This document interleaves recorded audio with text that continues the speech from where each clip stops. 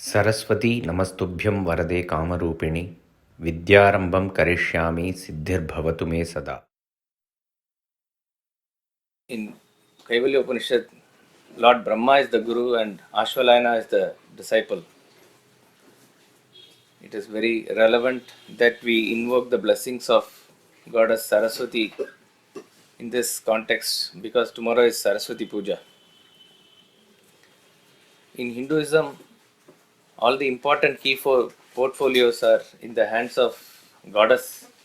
Wealth is Goddess Lakshmi is the in charge of wealth. Power is in hands of, you can say, defense ministry, finance ministry, or HRD ministry. All these three are very important ministries. All these three are handled by great goddesses. From Vedantic point of view, we know that it is all in the form of a power, and every power is feminine in nature. Maya is the Shakti or power of Ishvara. Maya is feminine in its form.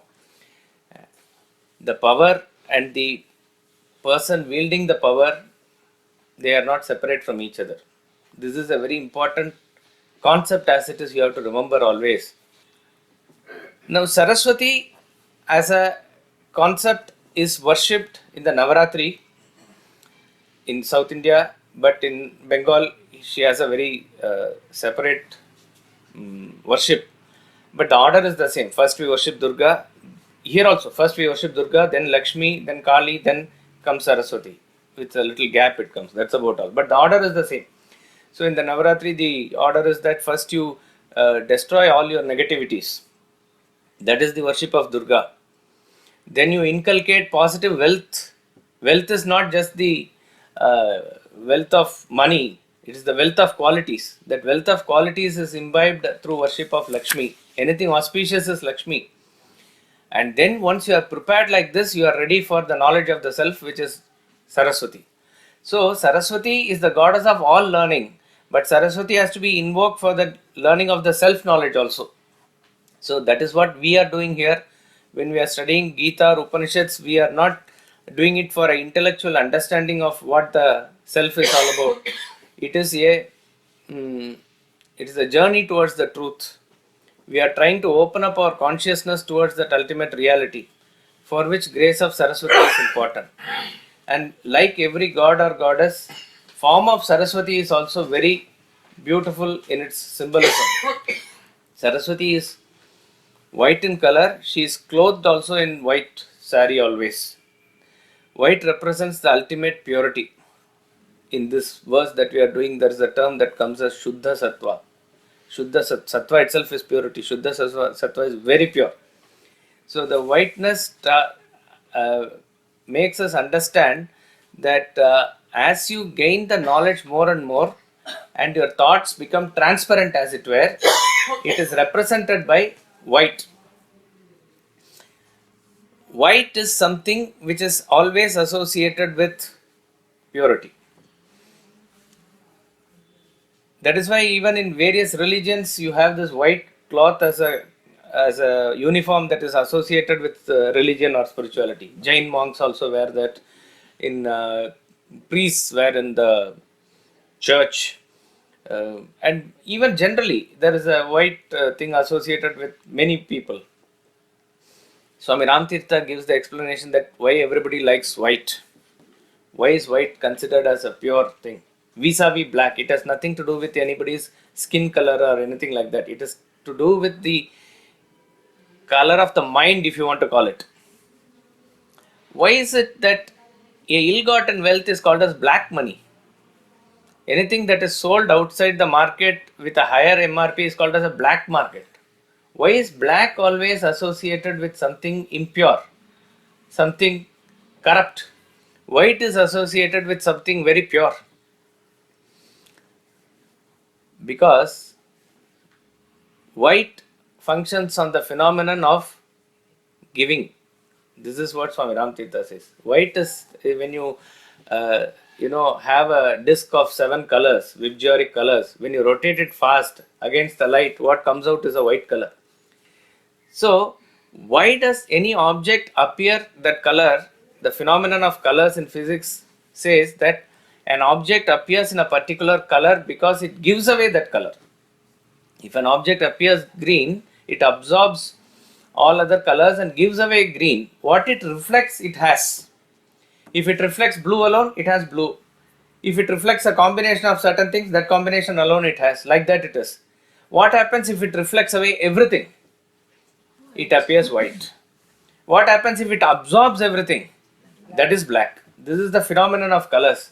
So if you are able to translate this with reference to a attitude of a person, mind of a person who always absorbs everything, withholds everything, takes everything, and there is no attitude of giving, he is considered black in the mental wise, in the mental state. Similarly, a person who is always giving away everything is pure person. He is considered a white in terms of his color of the mind.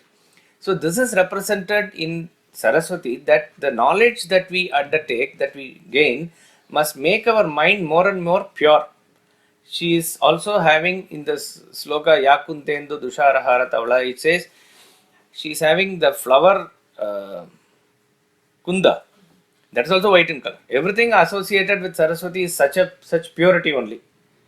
She has, like all gods and goddesses, four arms, where she holds Vedas in one hand, she holds Veena in two hands and plays Veena, and she has a Rudrakshamala in the fourth hand. This again shows not just the picture of perfection, but also the path to perfection. The path to perfection in terms of introversion is combination of bhakti and jnana. One cannot be done without the other. Playing of Veena represents bhakti. The form of an art which is associated with heart is bhakti.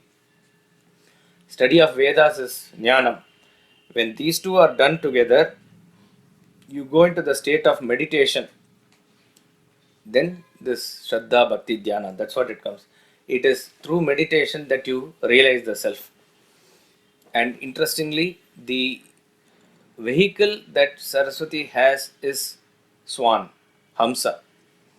This Hamsa is said to be a very, again, it's very pure and white in color, and it is said to have a very great quality. The quality of Swan is that it can, when you mix water and milk, it can separate the water and drink the milk. This is its quality. That is why in Ramakrishna mission also, I think the symbol is swan. What does it mean? It represents the water and milk cannot be segregated. How it can be segregated? It is just not possible. But imagine if somebody has to segregate it, what type of a discrimination it should have. The discrimination as though between reality and unreality. That is the ultimate discrimination or viveka. So the swan is associated. You see, all this is also very scientifically done. For Parvati, what is the vehicle? Lion it is. Isn't it? For Shakti, it is lion. For Saraswati, it is swan. It is very beautifully associated. For Shiva, it is Shivaratri is coming. Think about it. Shiva has Nandi. It is all again beautifully connected that way also. All this apart, of course, Saraswati's blessing is always required, and that is why right from a young age, children have to be invoked with shlokas of Saraswati, and they have to do it to get into more absorption of knowledge. But an interesting phenomenon about Saraswati, which is can be understood probably only in this country, because Saraswati worship is beyond the territory of India also. She is worshipped in Japan. She has a name. You can Google it out. I think Byzantine. Huh? Byzantine or something, I think is the name. We don't know the exact pronunciation because it's given in English. But all the South Asian countries which are influenced by Hinduism up to Japan, there is worship of Saraswati in everywhere. But interestingly, even though feminine worship is prevalent all over India, Shakti Pitas are more than even Jyotirlinga and other kshetras.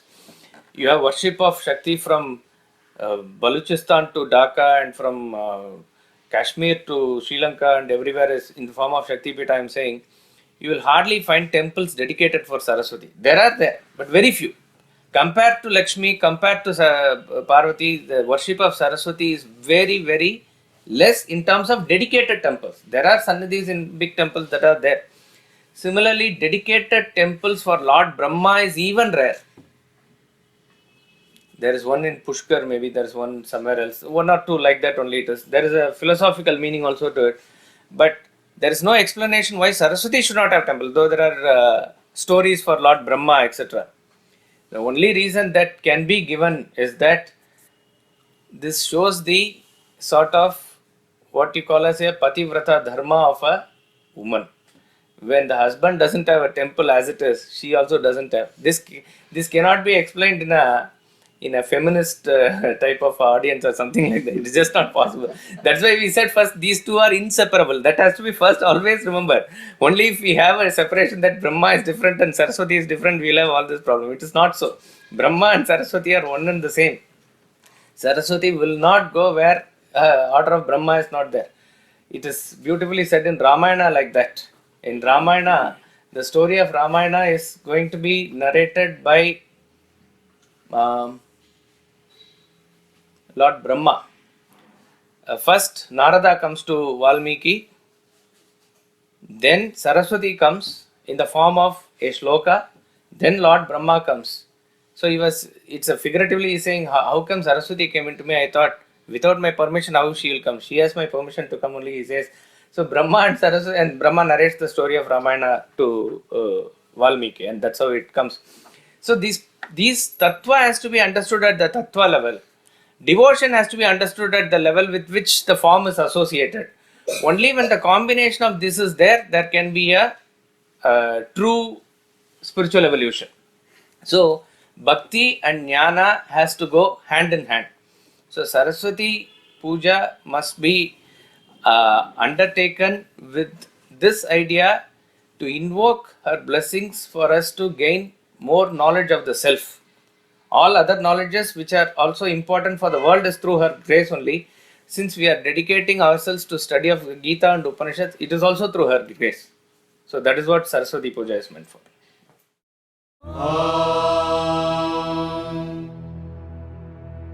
Poornam Adah Poornamidam Poornat Poornamudachyate Poornasya Poornamadaya Poornamevavashishyate. Om Shanti Shanti Shanti.